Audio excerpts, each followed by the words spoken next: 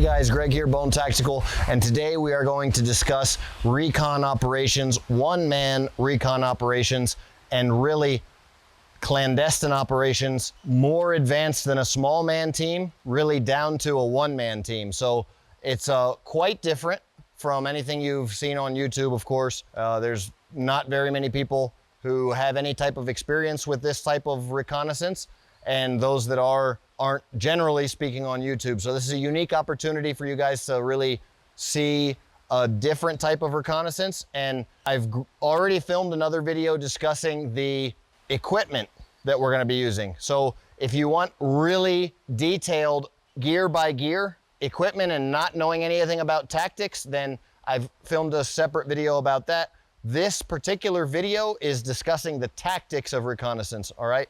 So the tactics of reconnaissance versus equipment, it's important to know when discussing tactics, the tactics are much more important than equipment, right? What does that mean? That means the more abilities that I have, the more skills that I have in my tool chest of skills, right? And my skill set, my skills and abilities are much more important than the equipment that I have. Abilities and skills and experience allow me to do more with less. So knowing your area of operation and pre-planning for your mission is the most important aspect of reconnaissance. If you are not able to pre-plan, then it quickly becomes survival, escape, and evasion, which, believe it or not, is very similar to one-man recon operations. In fact, one-man recon operations are pretty much survival, escape, and evasion because you don't have that team that you might have in a four-man team or a five-man team, let's say, or small team operations. Very different. So the first thing is doing that research on knowing your area of operation, because where am I at? If I'm gonna be in Latin America, then an AK is the way to go. All right, is there 5.56 ammo? Then a 5.56 AK. If there's ammo everywhere, 9mm, I'm gonna want a 9mm because everybody's using 9mm, right? Those are just small backup options. I'm here where it's incredibly humid. There's mud everywhere. It's impossible not to be soaking wet because it's rainforest. So AK and Glock are my go-to weapons. That being said, my camouflage, I want the best possible camouflage that I can possibly have. That's why I'm using right now Bone Tactical camouflage, all right? This is a camouflage that I designed, and it is really, you can see it in contrast here to regular multicam, very similar colorway. But what we've done is we've eliminated the hard lines that exist in multicam. Then this is, for reference, this plate carrier that I'm wearing is actually the jungle version of multicam, if you will, okay? It's more greens. And so what you can see is that the Bone Tactical camouflage in heavy duty or extreme weather gear, what I'm showing is the Bone Tactical Columbia combat pants and the Columbia combat shirt. They really kind of blend in a very wide array of environments. So why am I discussing camouflage right now? Well, the tactics of reconnaissance is stealth. Number one is stealth. If you are in an urban environment, then it's gonna be gray man theory that you're gonna be using. And I've got a huge playlist on gray man theory. So what I'm gonna discuss in this video is the tactics and the stealth involved with rural environments. Now, rural environments are completely opposite. It's about blending. Gray man is not about blending, but rural environments is about blending. And in order to blend, you need camouflage. So the first thing about stealth is blending. You out in the woods are not gonna look natural in any way, shape, or form. So that's why you need to blend. You can't look like a deer, right? It's not gonna work.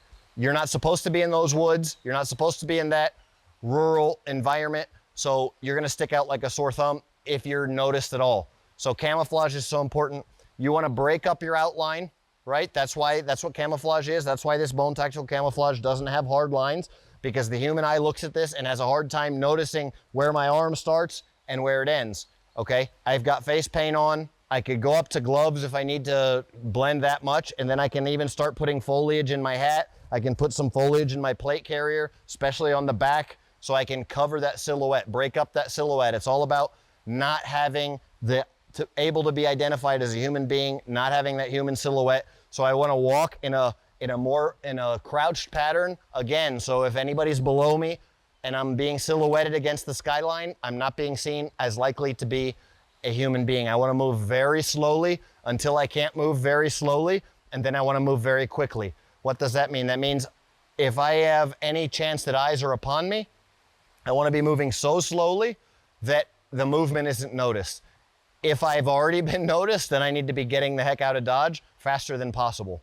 So in discussing reconnaissance, we've got sight, we've got smell, we've got sound.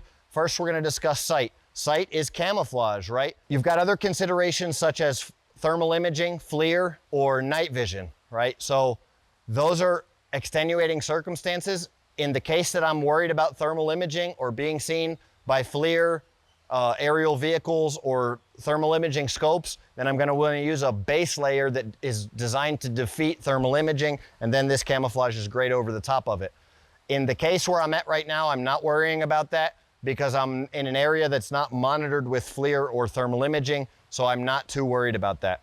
But there are a lot of things about sight that are important. If I'm on one of the peaks of the mountain that's behind me a mile away, and I light a candle to see my way, or I turn my flashlight on, then I'm screwed, because literally from this mountain peak to that mountain peak, I can see the light. Use of lights or white light or fire at night is a no-no, right? We don't want to use fire. Fire sends smoke in the daytime and light at night that can be seen from very far away. But red light usage, when we're certain that there's not an enemy presence close, or really a presence at all of human beings very close to us, is the only permittable light source. That's why we include in the ultimate survival system from Bone Tactical a red headlamp. Okay, so I will at times use that headlamp on red light mode, and I can get away with that using it very quickly, you know, shading it as well with the hand. And that's absolute emergencies if I'm needing to use my compass and my map or something like that. Cell phone usage, that's white light. You can possibly use your cell phone under a cover, a blanket, something like that on very low mode, but you know, that needs to be considered. So think about being seen. As far as sight goes, the next topic of sight is tracking and counter tracking. I need to know how my movements are going to leave traces behind, and then that's able to be seen. So my footprints I need to think about. I can use water and rivers to be able to cross certain areas where the water washes away the tracks, all right? That's why rain and heavy rain is great, because it also kills sight. You need to think about you're tracking people, but they're also tracking you. So that's all stuff that needs to be considered and learned. You need to learn those tracking skills, and the best way to do that in America is hunting, but stalk hunting, okay? We're talking about hunting here, but not hunting in the traditional sense of getting up in a tree stand. That's not at all gonna benefit you for stealth or any kind of movement patterns.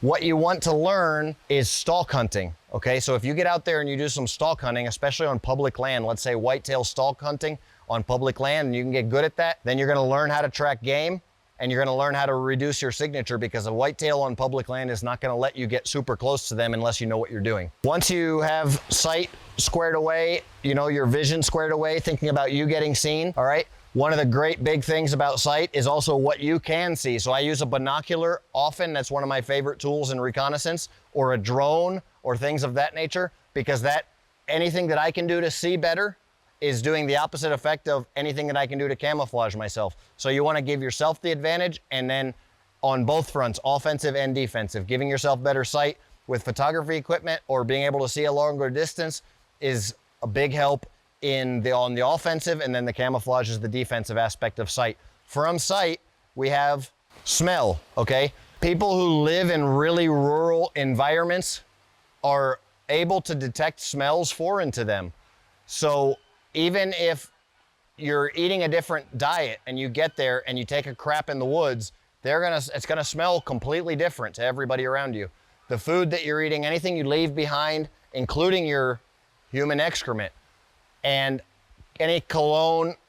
In first world America, we have perfumes. Our clothes are washed with perfumes. There's perfumes and fragrances and everything. But that's not necessarily the case where you're going to be doing your reconnaissance work. So make sure that you are considering your smell profile, as well as using your sense of smell and honing it to be able to use in your defense, okay? And even in offense. And that's another thing that hunting is basically what we're talking about here is hunting. So a lot of guys that have grown up in the country and that have grown up hunting will be more squared away at this stuff. That being said, hunting is something that you can do in stalk hunting to hone these skills. Knowing how sound travels is very important as well. Sound travels over water, okay, a lot further than it does over land. If there's a lot of trees, sound travels less distance. If I'm in a desert, sound equally travels very far. So we need to know how sound travels, and we need to know how to minimize our sound signature. It's interesting to learn how to walk without making noise, depending on where you're at. It's generally speaking heel toe, making contact very slowly and as softly as possible, and then rotating down the foot, not doing any kind of stuff like this. One interesting thing about animals, for example, walking in the woods, is that they stop every odd step, okay? Humans are bipedal creatures with 2 feet, and they stop every even step. Something you can train yourself to do to have people that may be stalking you think that you're an animal is walk very quietly, but stop every odd step. And you have to train yourself to do that. Humans cannot do that without training themselves to do that. So if I were to be stalking you and I was listening for that signature of your footsteps, and I knew that you were stepping every even number, 2 steps, 7 steps, 2 steps or 8 steps, I'm gonna be counting those steps, and I'm gonna say, oh, that could be a white-tailed deer. That could be a wild hog, okay? Or that could be a jaguar. That could be depending on where I'm at, right?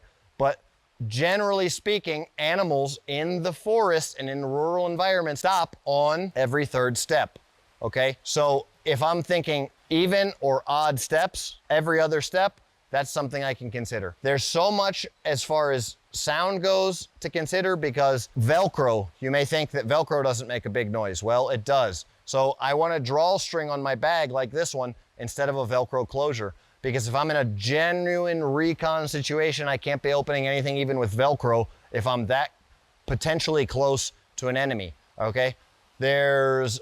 Everything has to be considered, to jingling equipment, to gear. For example, I have this sling on. If I were to be necessarily doing more of a sniper role, or even what we're talking about right now, to where I'm gonna wanna remove this sling and not have anything that can jingle around metal, all right? One of the things I like about these mag carriers from Snake Eater Tactical, they're elastic and they don't make any noise when I draw my magazine. I know that my pistol makes noise when I draw it. I know that even though I have my knife here in a Kydex holster, this knife does not make noise when I draw it, but it depends how I draw it. Because if I flip this off, it's gonna make a sound. If I'm entering into a situation where I think that I'm gonna need to draw that knife, if I'm taking out a sentry, I'm gonna wanna pop this off before I get up there, right? Because it still has retention on there, all right? I may not wanna use this at all.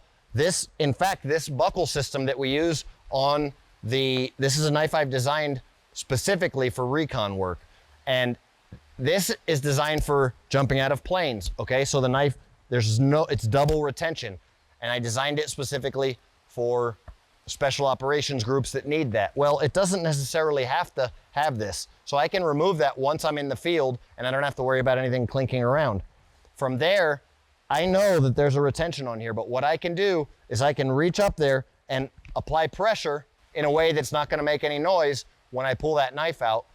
And then I have the ultimate sentry removal tool in my hand. It's designed for going through the ribs, all right? Because what you wanna do with a sentry is you wanna come up behind the sentry, hand over the mouth and nose. The knife enters here in between the ribs at an angle like this. If it does go in or if it doesn't, it doesn't matter. I give it all my force that I can give it, and I come back up over the top to pull clean through across the throat. And that's the reason that we have this recurve here. So it both enters where it needs to enter and also can remove quickly the blood supply to the brain by going across the throat. So in brief synopsis, recon really is all about stealth. It's all about not getting noticed, and then equally about not making contact with the enemy. So the weapons that I choose for the job are kind of a last ditch effort. One of the reasons I have an AK is because it's a great weapon for if I have no choice but to shoot my way out of something. I want to carry enough ammo to where always being a balance between where I can be as minimalist as possible because I'm planning on not having any contact on a one-man recon mission. But I also need to have enough minimal ammo to where I know that I can shoot my way out of a fight or something. And if I'm in a situation, personally, one final tip that I have and one final thing I like to carry, if I'm in a situation where I am doing one-man recon, I don't want to let myself get taken alive. I don't want to let myself get captured most of the time. All right, so I do recommend carrying some type of a fragmentation grenade as a last-ditch effort. And then if I'm running through all my ammo, then I have that grenade. And that's, of course, if it's legal and able to be carried. Where I'm at right now and working, there are certain limitations. We do have some great access to weapons and weaponry to be able to do certain kinds of work, but certain types of grenades at certain times are restricted. So definitely make sure that you're within your local laws as well. In the United States, you can't necessarily have a firearm like this, but you can have semi-automatic similar versions and maybe even a clone in semi-automatic if you were to get a tax stamp for being considered a short barrel rifle. But look into your laws, make sure you're following all laws and doing everything that you're supposed to. And this is a recon video on discussing my thoughts and how I recommend that you should train, okay? We, again, discussed the kit in a different video, and I hope this helps. I hope you guys get out there and practice. You can practice out in the woods with a reduced signature of heat, smell, sound, okay? Everything, try and reducing that signature. You can practice with friends, make a game out of it.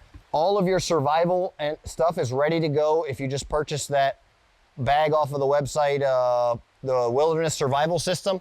So at least that gets your other stuff out of the way as far as your survival stuff, compass, all that kind of stuff, gets it out of the way.